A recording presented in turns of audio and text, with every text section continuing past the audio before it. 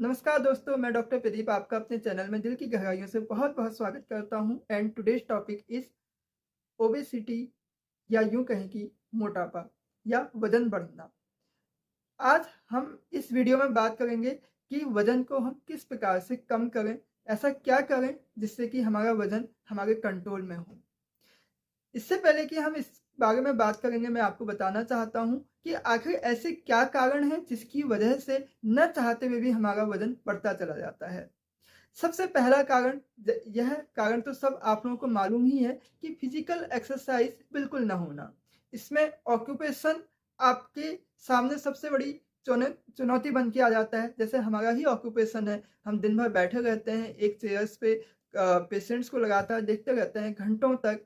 तो इसकी वजह से हमारी जो फिजिकल मेहनत होती है वह नहीं हो पाती है। मानसिक मेहनत तो बहुत होती है लेकिन फिजिकल मेहनत नहीं हो पाती है। तो यह भी मोटापा बढ़ने का सबसे बड़ा कारण है, क्योंकि हम जब हाई कैलोरी फूड लेते हैं लेकिन हम उस हिसाब से हम मेहनत नहीं कर रहे, फिजिकल मेहनत नहीं कर रहे हैं, हम अपने हाथ पैरों से कसरत नहीं करवा रहे हैं, तो यह एक सबसे बड़ा कारण है तौंद बढ़ने का, मोटापा होने का या वजन बढ़ने का।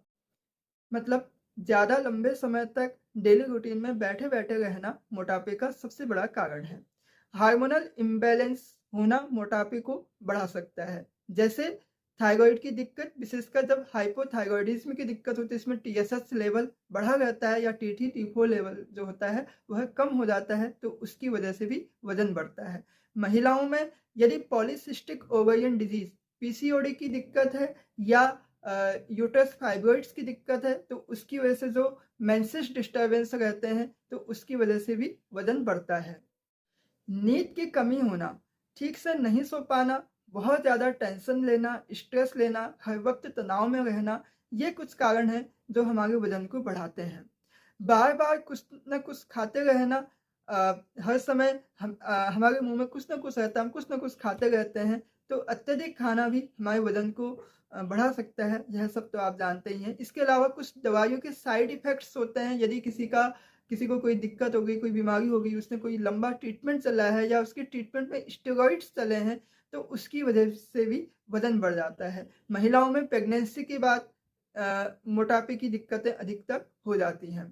इसके अलावा आनुवांशिक कारण, जेनेटिक कॉजेज होते हैं। यदि आपकी फैमिली हिस्ट्री में आपके मम्मी पापा वजनी हैं या आपके भाई बहन मोटे हैं या आपकी फैमिली में कई लोग मोटापे के शिकार हैं, तो बहुत संभव है कि यह दिक्कत जो है आपको भी हो सकती है, आने वाली पीढ़ियों को भी यह दिक्कत हो सकती है।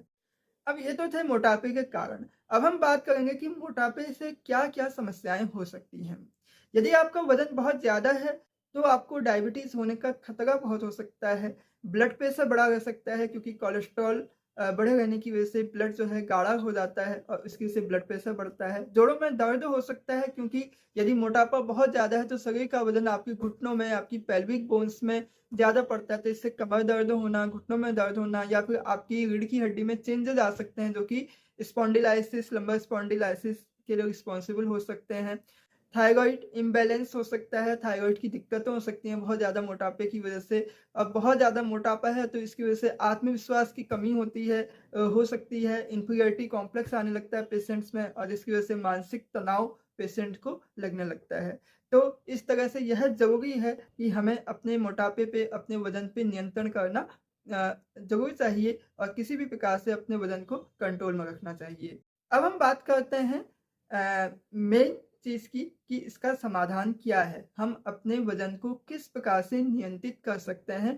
तो मैं चूँकि एक होम्योपैथिक डॉक्टर हूँ, तो इसलिए आपको होम्योपैथी दवाइयों के बारे में ही बताऊँगा। होम्योपैथी में बहुत सारी मेडिसिन्स आती हैं जो कि मोटापे के लिए पर्टिकुलर होती हैं। जैसे फाइटोलाका बेरी, इसका जो टिंचर होता है वह फैट मेटाबॉलिज्म को सुधारता है। इसके अलावा फ्यूकस वेसिकुलोसिस टिंचर जो है वह थायराइड से जुड़ी अगर मोटापे की दिक्कत है तो उस मोटापे को कम करने में सहायक होता है। इसके अलावा कैलकेरिया कार्ब 30, कैलकेरिया कार्ब जो है, जो मोटे थुलथुले लोग होते हैं जिनमें आलस से बहुत ज़्यादा भरा हुआ होता है, फैटी फ्लेवी कॉन्स्टिट्यूशंस होता है, उनके लिए कैलकेरिया कार्ब बहुत अच्छी मेडिसिन्स है। इसके अलावा नेट्टम-म्यूग, जिनके हाथ-पाँव तो पतले हैं लेकिन फैट जो है वह पेट में, ट्रंक में बहुत ज़्यादा भर चुका है लेकिन हाथ पांव पतले हैं, तो इस प्रकार के मोटापे में नट्टम योग बहुत अच्छा काम करती है। जो मैंने टिंचर बताए हैं उनकी 10 बूंद सुबह शाम 2 टाइम खाने से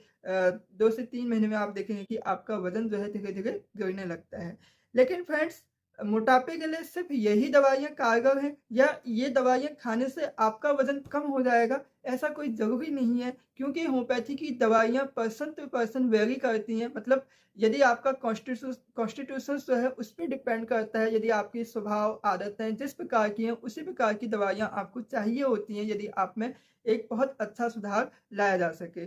तो दोस्तों, यदि आप भी वजन कम करना चाहते हैं, वो भी बिना किसी साइड इफेक्ट्स के, और किस प्रकार से वजन कम होगा, तो आप मुझसे यदि संपर्क करना चाहते हैं तो आप मुझसे व्यक्तिगत सलाह ले सकते हैं। यदि आप मुझसे मिलना चाहते हैं तो मेरा क्लिनिक है मार्तन होम्योपैथी क्लिनिक के नाम से। मार्तन होम्योपैथी क्लिनिक शीतल मार्केट, सितारगंज रोड, निकट रिलायंस पेट्रोल पंप, खटीमा में है। तो आप वहां पर आकर मुझसे मिल सकते हैं, या मुझसे आप फोन पे बात करना चाहते हैं तो आप मुझे व्हाट्सएप पे बात कर सकते हैं। नंबर मैं डिस्क्रिप्शन में दे दूंगा, 7409701934 मेरा नंबर है।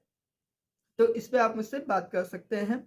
इसके अलावा यदि आप सोचते हैं कि मोटापा सिर्फ दवाइयों से ही कम हो जाएगा, तो ऐसा नहीं होता है। आपको मोटापे के लिए कुछ मेहनत भी करनी पड़ती है, और कुछ कारण, जैसे आपको यदि थायराइड की दिक्कत है, पीसीओडी की दिक्कत है, हार्मोनल इम्बैलेंस है, महिलाओं को मेंसेस सही से नहीं आते हैं क्योंकि इनकी वजह से मोटापा बढ़ता है, तो सबसे पहले इन चीज़ों को ठीक करना सबसे पहले ज़रूरी होता है। जब तक ये चीज़ें ठीक नहीं होंगी तब तक का आपका मोटापा कंट्रोल में नहीं आ सकता है। इसलिए पहले इन बीमारियों को हटाने की कोशिश की जाती है डॉक्टर्स के द्वारा, उसके बाद आपका मोटापा खुद ब खुद कंट्रोल में आ जाता है। इसके अलावा शारीरिक एक्सरसाइज करना, यदि आप बैठे रहने का काम बहुत ज़्यादा है और खाना खाने के बाद कम से कम आधे घंटे ज़रूर टहलें, क्योंकि हमारी आदत होती है विशेषकर डिनर के बाद हम सीधे सोने के लिए चले जाते हैं, तो उसकी वजह से भी मोटापा बढ़ने का ये सबसे बड़ा कारण है। तो जब भी हम खाना खाते हैं तो उसके बाद हमें कम से कम 1500 कदम, 1000 से 1500 कदम गिन के चल लेना चाहिए, ताकि जो हमने खाना खाया है वह आसानी से पच जाए, जो एक्स्ट्रा कैलोरी है वह बर्न हो जाए। तो इससे भी हम काफ़ी हद तक मोटापे से बचे रह सकते हैं। बाकी फिजिकल एक्सरसाइज है, योग है, प्राणायाम है, आसन है, उनको करके हम मोटापे से बच सकते हैं। यदि आपको यह वीडियो पसंद आया हो तो आप इसे लाइक करें, सब्सक्राइब करना बिल्कुल ना भूलें, और यदि आपको लगता है कि यह वीडियो बहुत अच्छा बना है तो आप दूसरे लोगों को भी इसको शेयर करें। Thank you. फिर मिलते हैं फिर किसी नए टॉपिक के साथ में, फिर किसी नए दिन में।